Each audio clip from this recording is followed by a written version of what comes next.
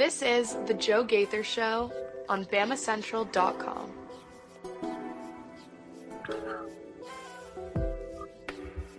Good morning, Tuscaloosa. Good morning, Tuscaloosa, Internet world, West Alabama. How we doing today on a Friday? It's July 10th. You're watching The Joe Gaither Show on Bama Central, on the YouTube channel, on the Bama Central Facebook page.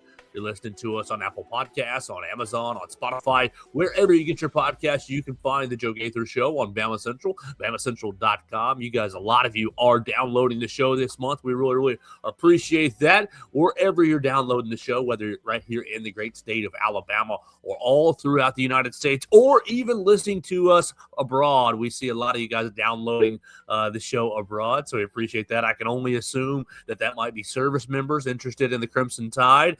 We appreciate your service, especially right around the 4th of July. But we appreciate everybody for checking out the show on whatever platform they are enjoying the program.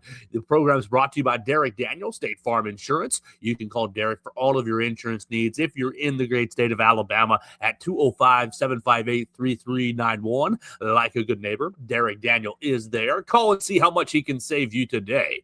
We're also proudly presented by Purple Turtle Roofing, and you can use them all throughout the Southeast. Check them out online at roofturtle.com for all of their products and services, commercial roofs, residential roofs. It doesn't matter about what kind of roof you got, metal or shingle roofs. They'll come out and take care of you, give you a free roof inspection, so that you can have the peace of mind that you deserve in your home or business. So we appreciate Purple Turtle Roofing. Check them out at roofturtle.com. We're hanging out with our friend Theo Fernandez. Theo Fernandez, __ on the Twitter machine. Theo, your beard is bearding. You only have about 9 or 10 more days left to hang in there covering the World Cup. I know you have been hunkered down over working for Fox Sports, following all of this World Cup action. And I know you're working for us right here at Bama Central, writing all things Alabama athletics. How are you, sir? Good morning. Did you enjoy it, France? They got past the Argentinian officials. They boxed Morocco in. They had Morocco playing out of their own end the entire game. Controversy abound in the first half. Kylian Mbappe and Dembele getting France on into the semifinals with a 2-0 victory. How are you, sir? Are you feeling good? Doing good, feeling refreshed, a lot less tired nowadays now that we're not working the crazy hours we were during the group stage. Disappointing game there between France and Morocco. I thought we had potential for an incredible showing, and instead we got a kind of mediocre game, if we're being honest. I think we might be in for another mediocre game today between France and Spain and Belgium. But hey, it's the World Cup. We've only got 7 total games left at this point, so everything's special now. Yeah, definitely special today as Spain and Belgium play at 2 o'clock. I do think I'm going to ride with Spain just because I think their quality is better than Belgium's. My big concern with Spain is finishing. There's not that real big. I mean, Lamine Yamal has been he's a talented young player, but he hasn't been a supreme finisher for Spain. If they struggle getting a goal, as they have a couple of times this tournament, it might be an interesting game. But I do think that they're going to control possession and have another defensive showcase. They've had 4, 5, 6 clean sheets in a row this tournament. So I'm going to take Spain, and I think it's going to be probably a 1-0 game. I'm Neo Spain, but I think they finally show some of the flashiness that we expected from them entering the tournament. I think Spain wins this game 3-0. Yamal and Nico Williams both score for the Spaniards. I have Spain ultimately getting to the final of this World Cup, and I think a lot of people are going to see what they're capable of and why people had them so high entering the tournament. Well, we won't be back until Monday's program because obviously we're taking Saturday and Sunday like we usually do. And since there are 2 games on Saturday, no games on Sunday, I'll just go ahead and project you forward real quick. Norway and England are at 4 o'clock on Saturday. Argentina and Switzerland are at 8 o'clock. I am going to I'm going to take Norway just for the feel good. I think they can win. I think obviously England is the favorite, but I'm going to take Norway to pull an upset. Erling Haaland has just been amazing to watch and such a fun story. And I will just pull hard for Switzerland. I don't think they can win. It will be Argentina, but I will be pulling for Switzerland on Saturday. Yeah, it will be Argentina. I've seen the script, and Messi's career does not get ended by Switzerland. Get out of here. He's had a Mickey Mouse path to get to ultimately the semifinals. Norway, England, that is such a special matchup. That is big time. And I picked Norway in my initial bracket, and I thought it would be the feel-good, crazy run. But now that everyone's jumped on the Norway bandwagon, now it feels like, okay, it might be time for me to quietly sneak off. Although I will say, my ESPN bracket is in the 98th percentile, so all of my original picks really did come to fruition. But I'm going to kind of hedge my bets here and say that, yep, the Norway hype has gotten too big. Holland underwhelms, and England, unfortunately, moves on. Have you seen, just real quick, one more thing on the World Cup before we move into the Alabama conversation? We're going to be talking about some more recruiting. Alabama looks like they're going to get a class of 2028 quarterback today. We'll look at some of the in-state recruits here and where they stand nationally. We'll talk about EA Sports, the new game I played yesterday, the Alabama side of things. But real quick, one more World Cup thing, Theo. Did you see what's making the rounds this morning? I know you've probably just gotten up on the West Coast. You've got the Norway fan who is a curmudgeon during the Viking row saying it's not historically accurate, so I'm not participating even if we win the World Cup. He said, Vikings sailed, we didn't row. That is hard to argue with. Yeah, that's a good point. But, man, you got to just embrace it. You got to just do it at a certain point. Yeah, I think it's hilarious. Like, hey, buddy, just it's not that serious. He said, "Oh, it feels like we're copying the Iceland, class from a few years ago, right?" So, just fun stuff in the World Cup. So again, 2:00 today for Belgium and Spain. All right, Theo, I want to talk recruiting as it has been the main theme of the show during the summer, and it always is. We appreciate all the recruiting that always happens during the summer that keeps the conversation alive. I really don't like the remember when in 1975, Alabama. I hate those conversations, to be honest with you. Let's talk about what we kind of teased yesterday with the class of 2027, the in-state recruits for Alabama, and the class of 2028, because you're starting to see a little bit of I don't know. It seems like the Alabama staff has already started to shift their attention to the class of 2028. And I think a lot of the reasons why are, one, a lot of the class of 2027ers are already committed up. But I think your quality is a little bit better in the class of 2028, especially when you look at the in-state prospects, the guys that are right here in Alabama's backyard. Looking at these class of 2027 guys in the state of Alabama, you have how many top 100 recruits in the state of Alabama? 3, Theo. 3 in the entire state. Gunnar Rivers, Phillip Rivers' son, committed to NC State, is the 43rd overall prospect in the class of 2027. Isaac McNeil from Viger linebacker, he's the 63rd overall recruit in the class. He's committed to Auburn. Jatori Williams, an interior offensive lineman from Central Phoenix City, is the 96th rated recruit in the class of 2027. He's committed to Miami. And formerly committed to Alabama, outside of the top 100, Javaris Guerrer is committed to Texas. He is the 106th best recruit in the class of 2027, meaning just three players from the state of Alabama are considered top 100 prospects in this current class. Wow. I mean, that is a weaker class for the state. And ultimately, you know that Alabama is going after a very particular type of recruit, right? You have very small, needs to be, first of all, a player that you like within the program. Secondly, and most importantly, a player that is going to fit within your budget. And it's a difficult process to recruit these guys. And I really, really, really just laugh when I see overreactions to the lack of in-state recruits from this class, even without the context of a really weak in-state class. I just think it's not something that we should really be harping over individually year to year. If we were talking, okay, here's a 5-year trend of Alabama just not bringing in any of the in-state players, sure, we can make a big deal over it. But 1 year in a really weak class in the state, also in a class where you've said multiple times we're trying to keep it small, right? We're trying something new here. Ridiculous to overreact to this, in my opinion. Yeah, for just context sake, think about this. The class of 2026, the cycle where Alabama got 3 of the top 4 players in the state and was really in on Anthony Jones as well, 5-star who went to Oregon. You really had you almost had all 4 of the top 4 prospects in the state in the class of 2026. E.J. Crowell, 18 overall. Anthony Jones Jr. went to Oregon, 22 overall. Edge rusher from St. Paul. Cedarian Morgan, a freshman this year, 46 overall. Zion Gibson, cornerback out of Gadsden, 57 overall. And then it keeps going.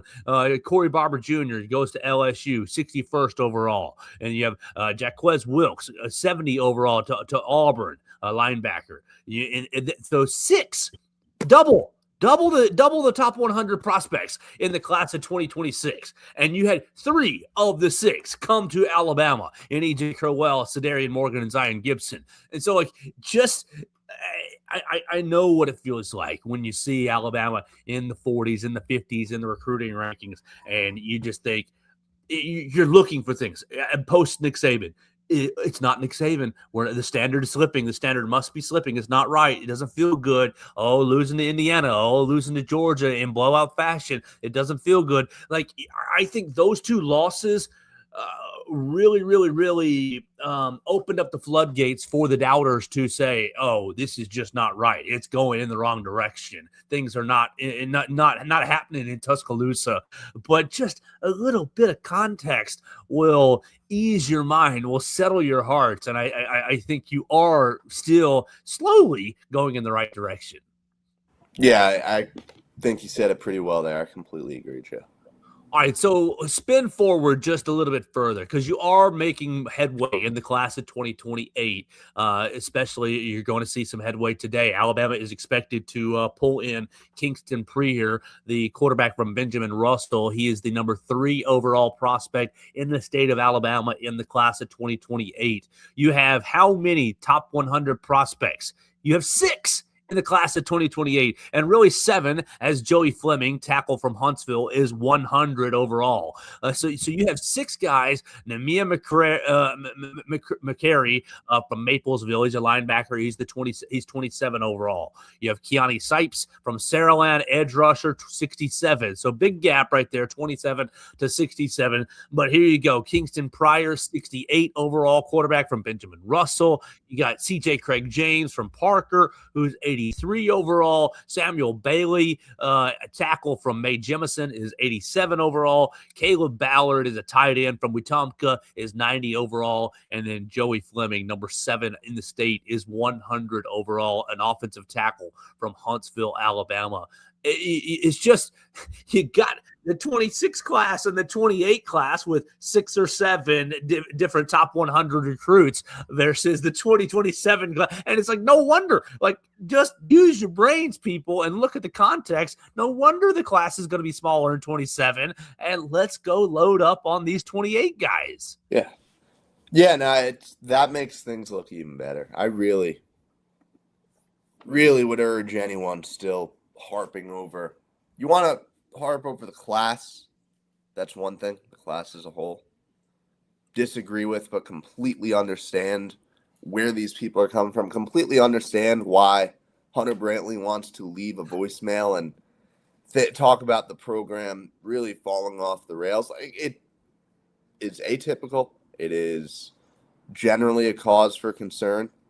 And my concern will certainly, as we've said a lot over the past few weeks, will certainly be raised if this doesn't turn, if A, you can't keep the guys that you brought in, and B, this doesn't turn into an elite transfer portal class in a few months. So we've discussed that side of it. But I really fully expect the 2028 class to bounce back. I expect Alabama to be, if Alabama landed, you said 3 of the top 100 that were in the state from the class of 26, I fully expect a very similar output in this 2028 cycle. Absolutely. I think out of these 7 guys in the class of 28, you're probably going to get 3 or 4 of them. Now, you were so close to getting Anthony Jones from St. Paul. So you almost got all 4 of the top 4 guys in your state in 2026. And I expect that to bounce right back. And it will start today, Theo, as Kingston Prier is announcing his commitment at about 1 o'clock or so. Reportedly, you can see it on ESPN2. It will be 1 o'clock. He's going to announce between Alabama, Florida, Vanderbilt, and several others. And if you're not really familiar, that's okay. Kingston Prier is a class 20, is a rising junior. He's 6'3", 195 pounds. He's considered the 5th best quarterback in the class, according to 24/7 Sports. He's considered, as we just said, the 64th overall player in the class. He's considered the 3rd best player in Alabama in the class. 6'3", 195 pounds. And you guys might have already watched him without even realizing it. All the Sedarian Morgan tape that you saw last year as a senior year, Sedarian Morgan, well, Kingston Prier was that guy throwing the football up. So you might have already watched this tape and not really been quite aware of it. Everything that Sedarian Morgan did last season was with a sophomore quarterback. Benjamin Russell quarterback, and obviously Benjamin Russell I think is 4A, but ended up 3,000 yards last season as a sophomore, 34 touchdowns and 5 interceptions, had 519 yards rushing and 2 scores on the ground, so 36 total touchdowns, 36 touchdowns in 14 games for Benjamin Russell as a sophomore starting quarterback. Now, Theo, I take a little bit of his tape with a grain of salt because there's a little bit of a bleep it Sedarian's down there somewhere in his Mexico. Yes. And so there's a little bit of, hey, I want to see you not throwing to a superstar wide receiver and you guys dwarfing your high school competition. I'd like to see that this year. But there's a lot to like on his tape. There's a lot to enjoy. He does get the ball down the field pretty well. He extends the plays pretty well. I think that as a high schooler, like, you want to see more experience, and obviously these highlights that you see on Huddle are highlights. There's no lowlights. I would love to see these 5 interceptions to kind of see what happened or what it went into him. I think he's got a nice arm. He's got good athleticism. I think he can run a little bit, maybe not be a primary runner, but you're seeing, like, this just follows the recruiting trend. 2 quarterbacks in the class of 26 with Jet Tamala and Tayden Kawa. 2 quarterbacks in the class of 27 with Elijah Haven and Trent Seaborn. And now 2 quarterbacks in the class of 28. Obviously, we're going to wait for the decision to happen, but all the reports are that he's going to be committing to Alabama today. Certainly last-minute changes can happen. And if he does commit to Alabama, you're going to have 2 quarterbacks in the class of 28 in Kingston Prier and Charles Scott. I think Charles Scott is going to get a 4th star when the rankings really get looked at in the class of 28. I'm not sure that Kingston Prier is going to get a 5th star, but you're going to have 2 really pretty highly rated quarterbacks in this class of 28, keeping just this trend going. That it may be smaller classes in the class of 27, but no matter what, Kellen DeBoer and company, we're going to prioritize the quarterback position. Yeah, no, it's and then if you extend it one more, right? There's Keelan Russell in DeBoer's first full class. Every single class he has delivered, every single class he's brought in seemingly the quarterback or quarterbacks that he wants. Like, you can see the pipeline forming, right? You can just look down the road and it's like, oh, here's a guy. And you're going to have a lot of, I think, great QB competitions. Like, can you imagine trying to sit down and predict, okay, who's going to win this job? How are these guys going to go head to head? And obviously it's impossible to do because you don't know who stays in the program, who leaves, but you're going to have essentially an embarrassment of riches at the most important position in sports. I really don't want to hear a lot of doomsday stuff about the state of a team's recruiting when that is the case. Exactly. Because you think about it's the most valuable position. It's the hardest position to play, but it's the most valuable position on the field.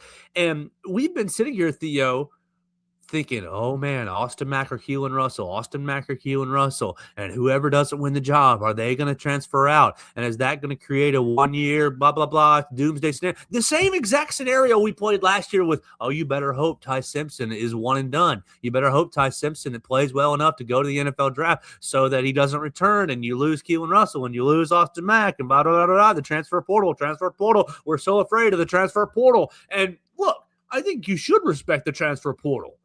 But it's a lot easier to not be as fearful of the transfer portal when every single class that guy can play. I'm bringing in 2 more quarterbacks that can play. Now, I think that we're all in agreement that Keelan Russell's talent is probably the most supreme of everybody that's come in, and you don't want to lose that. But I am much less fearful of who could transfer out with the depth that you bring it in year after year at the quarterback position. Yeah, I agree. And I also think it, generally speaking, not avoiding acting out of fear is probably the right method, right?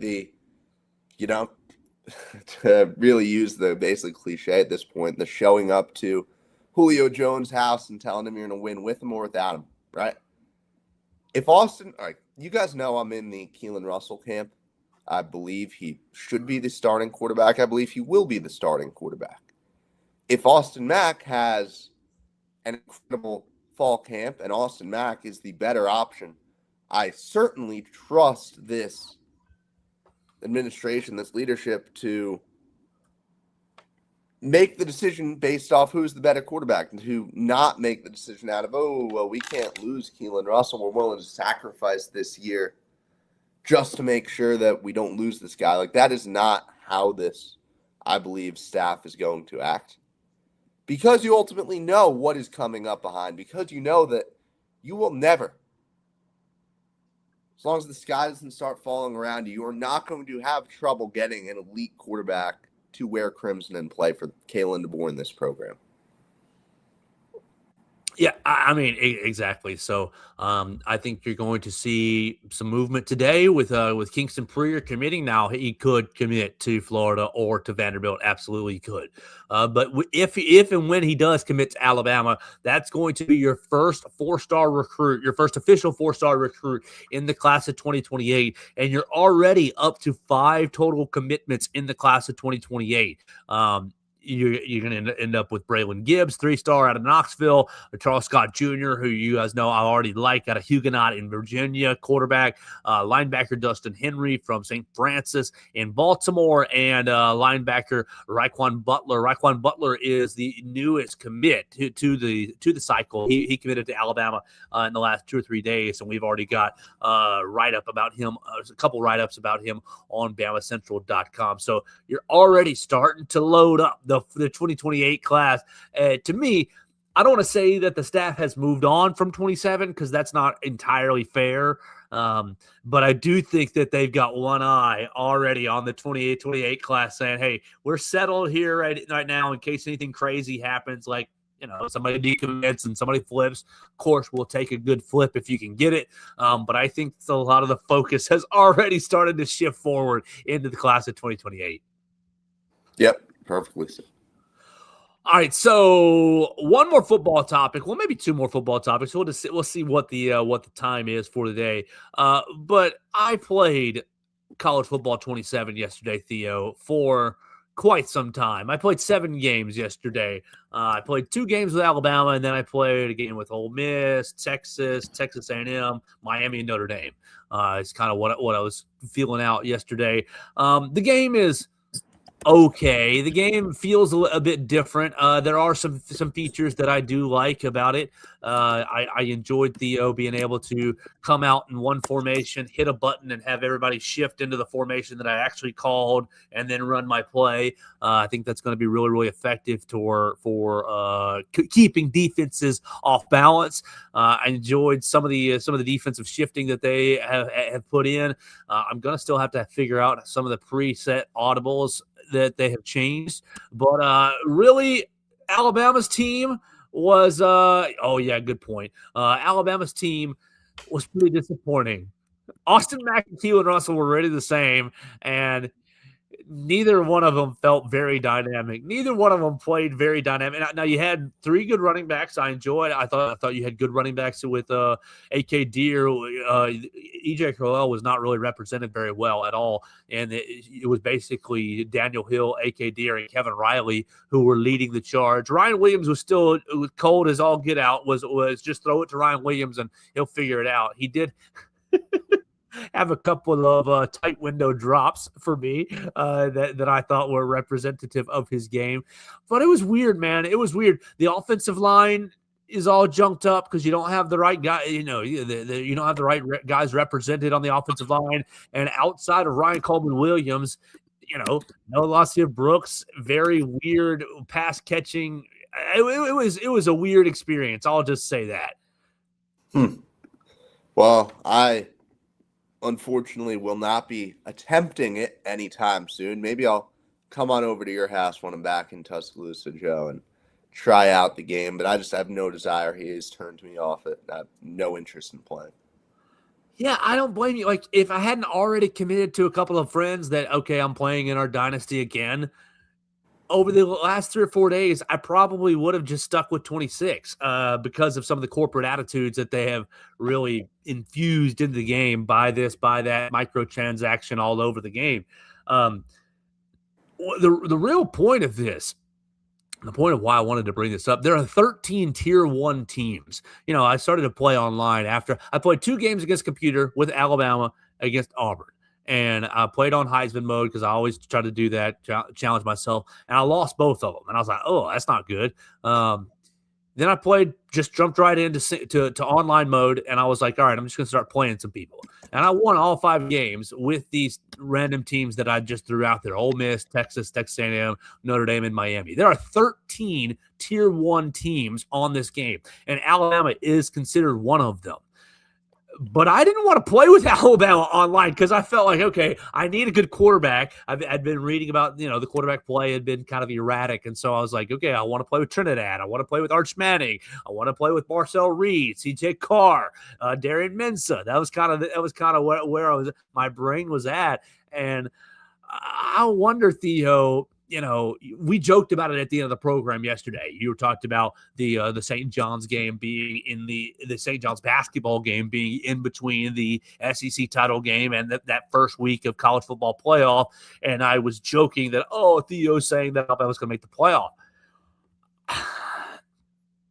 I don't know. Obviously, it's just a game. It doesn't matter, and it doesn't really have any bearing on anything. But I think it really reframed my brain of where Alabama currently stands in the college football landscape of things. You looked at preseason polls that are listed right there, and Alabama on this game is 13-14 with the defaulted polls, right? And so I really wonder, will this Alabama team with a suspect offensive line and you can talk about Austin Mack's experience in the system all you want, and you're right, but he is relatively inexperienced in high-level college football with an inexperienced quarterback and an offensive line that is still in flux and a running game that is currently not existent. Will this team be playoff? Will this team be making a playoff push? Will they be, will they be 13 out of the 12-team playoff and be on the outside looking in? There were 13 schools that were in the Tier 1 category, the 5 that I just mentioned that I played with, and I wish I'd written the rest of them down. Alabama being one, Alabama, Oklahoma, Ohio State was another one, Oregon was another one. So that brings me to 9. I'm missing Texas Tech was another one. That's 10. So you get the point. I'm wondering if after playing this little game, this computer game that doesn't have any bearing on the season, if I should reframe my expectations, because I thought, yeah, Alabama's gonna be making at least an appearance in the first round again, even if they're losing in the first round, they're losing on the road, or maybe barely squeaking by and losing in the second round. I don't think Alabama's going to win a national title this season. But should I reframe my expectations of, this team is a playoff team, though? All right, so here's what's kind of fascinating. We're not going to look into EA and the way that they evaluated Alabama. But what we can do is recognize, here you are, Joe, with your expectations, your belief on how the season could go, the state of the program, and then you get exposed to this big external judgment of the program, right? Yep. This video game. And it makes you kind of take a new look at things with this is like the perception of Alabama, or this, because forced you out of the bubble, right? I, for context, had been in Tuscaloosa without leaving for more than a week for basically the past 2 years, right? When I set foot back on campus, August 2024, I hadn't left Tuscaloosa for more than a week to go travel. I went home for a week. I went to the Rose Bowl here in LA. I've traveled to Alabama's road opponents, but really not that much traveling. And when you're in Tuscaloosa all the time, or around the SEC, you forget the way that the rest of, the country, the rest of the college sports world views you. 2 years ago when I was out here in Los Angeles, it was the way that Alabama was talked about was fundamentally different than it is right now. Like, that is just the truth of it. And it kind of made me do a double take when talking to everyone like, oh, yeah, I go to Alabama and it's immediately a joke about a Rose Bowl blowout, or oh, wow, you guys aren't the same. Or it's just the way that Alabama is perceived outside of this, A, Tuscaloosa, state of Alabama bubble, and then B, just the SEC bubble that most of our viewers, most of you guys listening are used to, are a much bigger part of than you probably realize. Like, it is fascinating. There is a different perspective on Alabama, and the perspective that's not all that flattering. Exactly. And, obviously it is just a simulation and a computer simulation. But after I played it, the first game, I just rolled with Austin Mack. I said, that's the default. He's starting default. Let's just play it. And he did fine, except throwing a bunch of interceptions that were user error. We'll say that. User error trying to figure out the game. Then I throw Keelan Russell in there, and he was a little bit more of an electric passer for sure, and a little faster, a little easier to use. But still, the offense felt like it was running through mud. The offense felt like you were operating through mud. And maybe that's a feature of how the new game is kind of set up to kind of nerf some of the high-powered offenses, because it always has been a high-powered offensive game, and you just want to score. Maybe that's a feature of the new game for sure. But after I played those two games, and I felt like, the offense is running through mud. I'm going to have to get a lot of stops here defensively. And Theo, playing these games, it's hard to get a bunch of stops. You're really looking for about 2 or 3 stops in a game, and you're feeling good about it because of how offensive the game is geared. And so because of that, I thought, well, my first game, I need to play with a real quarterback. My first online game against a real person, not a computer. I got to play with a real quarterback. And so immediately I just went to Ole Miss, and I said, all right, Trinidad Chambliss. And it felt like I was playing all the old games again. Trinidad, zoom, zoom, zoom down the field, throwing and running. And I thought, oh my gosh, is that the gap for quarterback play? Because I was going into this season not really that worried about the quarterback play, whether it be Austin Mack or Keelan Russell, because I thought both those guys, and I still think both those guys, are pretty talented. They're just going to need to get some reps. They're just going to need to get some chemistry and cohesion with the other 10 offensive players, and they're just going to have to get some experience against real college defenses. you talk about perception in the bubble versus out of the bubble, and I feel like I'm kind of standing with one foot in and one foot out right now, trying to decide where I really need to settle my feelings on this team. And obviously, we got another month or so of discussion. But I was sitting here, Theo, thinking, okay, if the quarterbacks are what I think they are, then you can get to the playoff, even with a janky running game. The defense is really, really good. I mean, I didn't feel a whole lot of pressure with the defensive line in this game. I thought Yancy Pierre was just standing there getting blocked a lot in this game. Like, what happens if you don't get a lot of defensive pressure? Like, we're banking on this defense really, really, really locking teams down and making, like, I do think it's going to be tough to throw the football, but if you could put Deion Sanders out there. If you don't get any pass rush, Deion's going to eventually let the wide receiver go somewhere. I mean, Revis can guard anybody for a while, but if you don't have any pressure, even Revis is getting beat. I'm just struggling trying to reframe my expectations for this team, whether I think, yeah, they are still a playoff team, or, I think it's going to be an 8-4 type of year.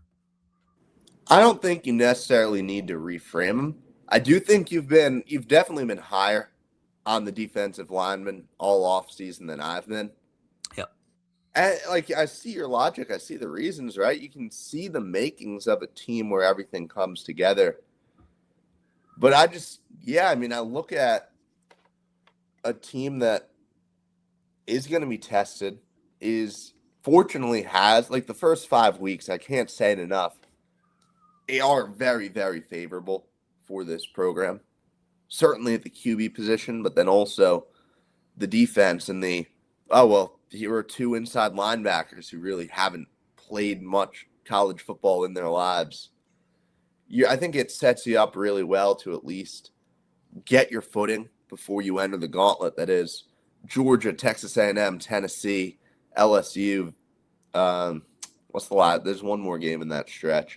Georgia, Tennessee, A&M, and LSU is 4 in a row. 4, and then Vanderbilt's the front end of that. Vanderbilt's the back. Vanderbilt's after the LSU game. It's Vanderbilt, Cupcake, Auburn, I believe, is what it is. Yeah, that sounds right.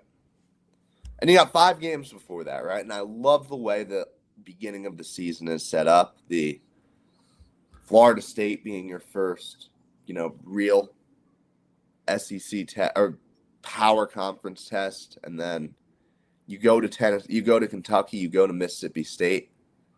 Those are, I would say, probably the 2 best SEC road environments to start your season in. No disrespect to Cowbells, no disrespect to Kroger Field, but if you can't handle those environments, we probably have some very deep-rooted issues on the team. It's hard, Joe, because we've stayed away from making the big predictions, right? We've stayed away from a lot of the, okay, here's where Alabama's going to end their season type stuff. Right.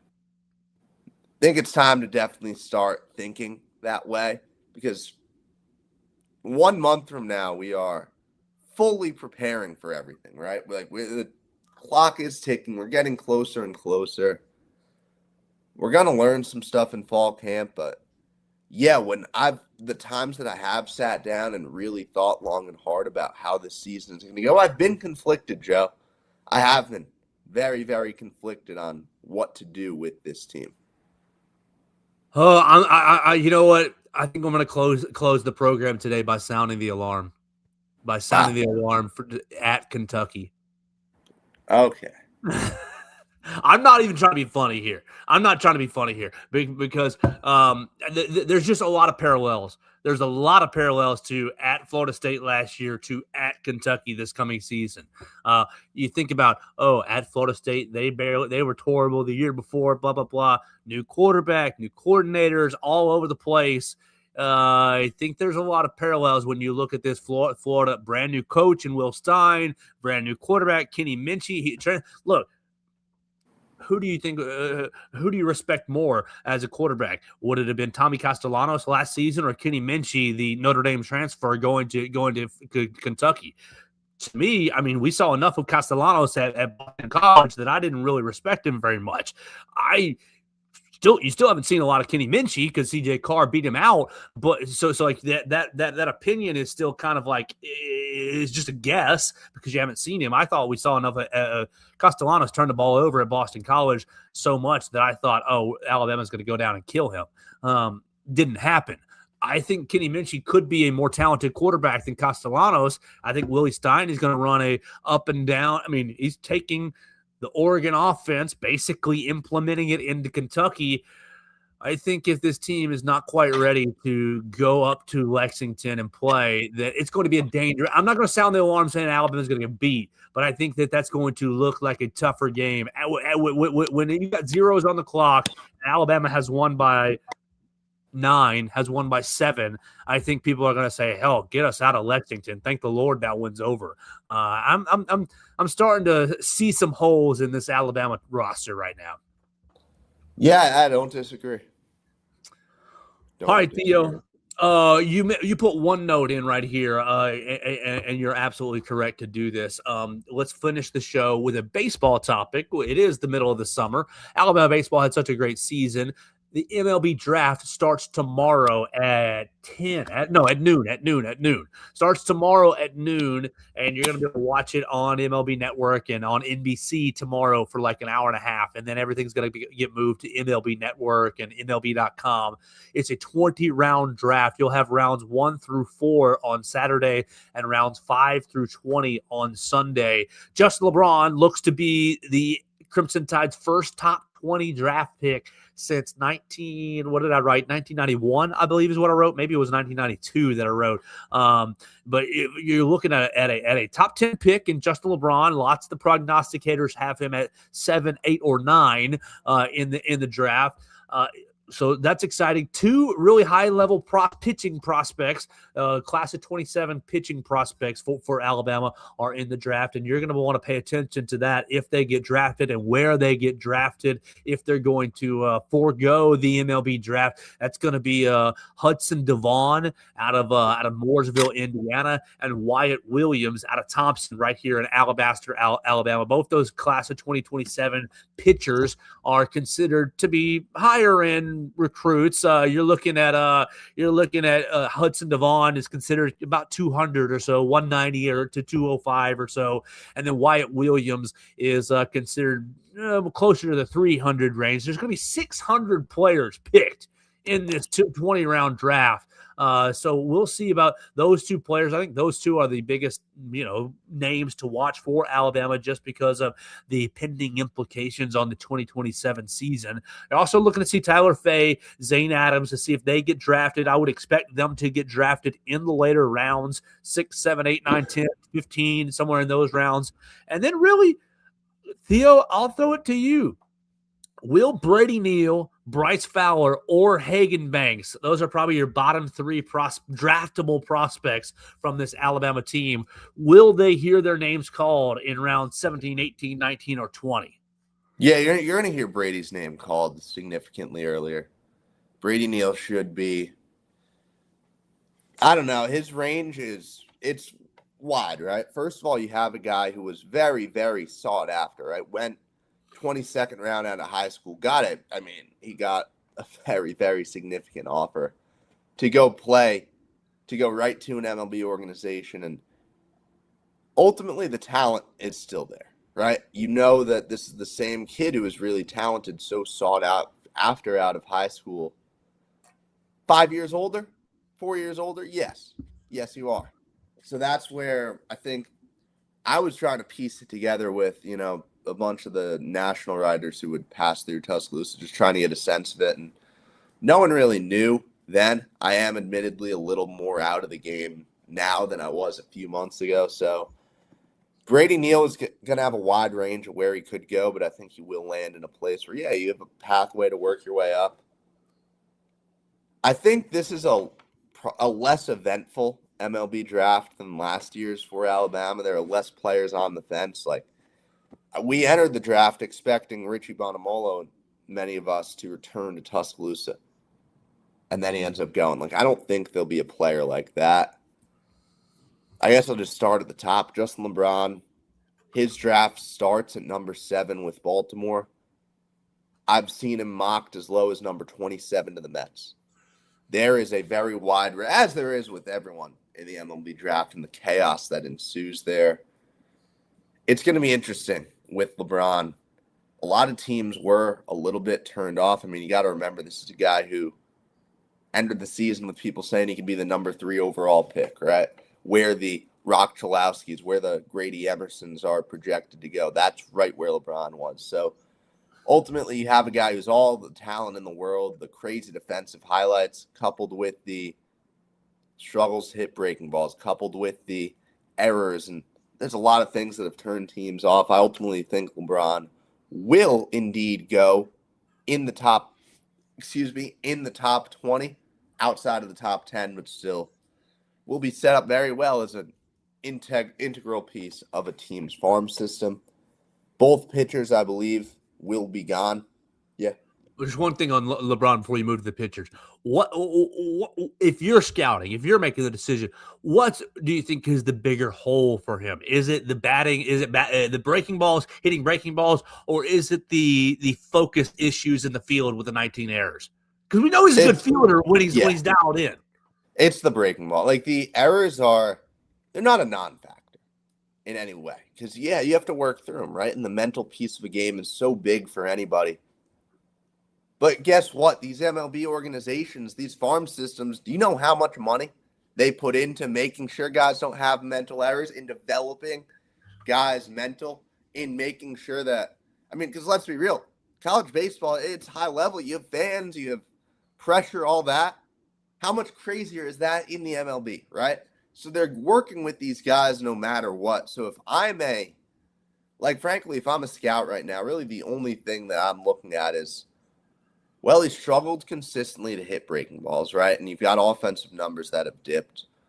Are we confident that we can, or not confident because you're never going to be confident, but do we think we can work through these and make sure this is a guy who doesn't have glaring holes in his game as a batter when he does reach the show? I'm not all that concerned with the defense. I'm instead excited, thrilled, looking at the highlight reels and the tapes, and I really hope somebody soon, and I'm hoping it's the team itself who does it, puts out just all of LeBron's best defensive moments from his time in Tuscaloosa, because it'll be a very long and very impressive video.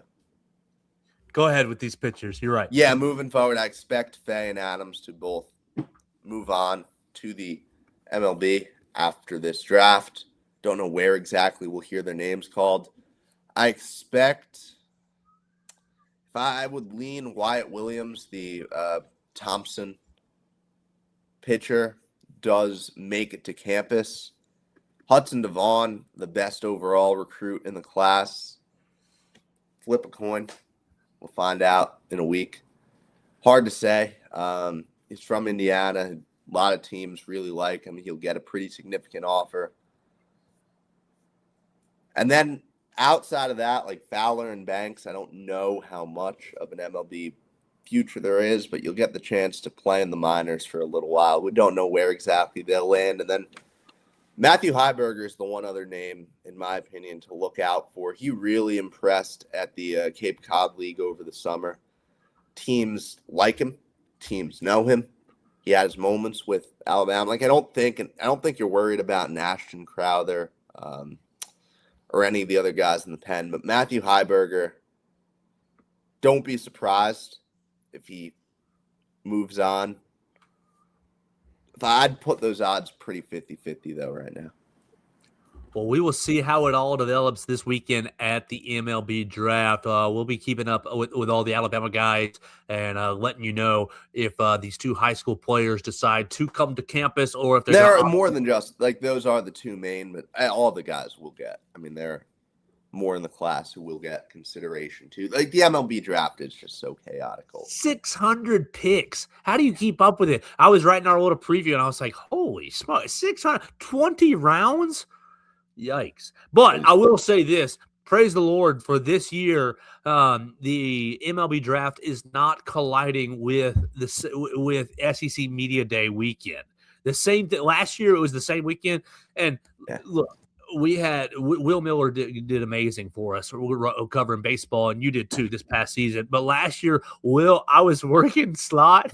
I was the slot, and I was doing the SEC Media Day stories, and Will kept, so-and-so got drafted, I got your story. So-and-so got drafted, I got your story. And I thought, well, how do you delineate, draft pick story versus SEC football story?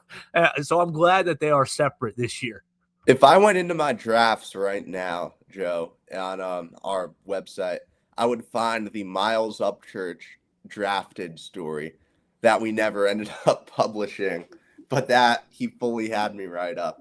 Now, the MLB draft is crazy. We will provide coverage. I may even get involved a little bit. I believe I should be off on Sunday, so I'll try to dip my toe in the water a little bit with keeping you guys posted on these guys. And after this draft, we will have a very clear picture of what Alabama's 2027 roster can look like. So I'm excited. Justin Osterhaus on the cover of the media guide this coming year. It's his time. That's right. All right, so we're going to leave you for the weekend. I hope you all watch these World Cup games, 2 o'clock, and then Saturday, 4 and 8 o'clock. If you are not into the World Cup on Saturday, New Era Wrestling is going to be having a show up in Jasper. I think that I'm going to be up there for the first time in a long time to watch a cage match. So if you're into a little pro wrestling, I think that's what I'll be doing so that I can avoid getting angry at the match fixing for Argentina.